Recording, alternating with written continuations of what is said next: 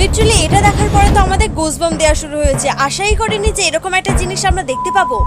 So ব্যাপারটা কি সেটা অবশ্যই তোমাদের সাথে শেয়ার করব। তার আগে বলি, সকাল সকাল শুরু হয়েছিল দিনটা আমাদের ঠিক এইরকম ভাবে মন খারাপের সাথে, কারণ আমার দিদার প্রচন্ড শরীর খারাপ, তাই হঠাৎ করে নিয়ে যেতে হচ্ছে হসপিটালে চেক আপ করানোর জন্য।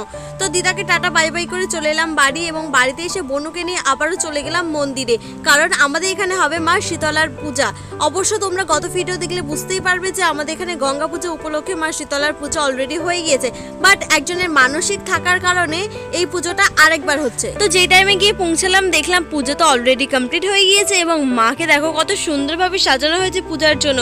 এবং যেই টাইমে গিয়েছি সৌভাগ্যবশত সেই টাইমে বাতাসার লুট হচ্ছিল, এবং এই সুযোগ দেখে আমি কি আর মিস করি, তো অনেকগুলো বাতাসা আমিও কুড়িয়ে নিলাম। তো বাতাসা কুড়িয়ে চরণামৃত খেয়ে আমরা সবাই কিন্তু দাঁড়িয়ে পড়েছিলাম শৈলা শোনার জন্য। এবং এই বাচ্চাটাকে দেখতে পাচ্ছ, এই কিন্তু আমারই সামনে দাঁড়িয়ে আমারই ভিডিও চালিয়ে দেখছে। আর হ্যাঁ, পূজার সাথে সাথে কিন্তু এখানে মা শীতলার গান অর্থাৎ শৈলাও হচ্ছে।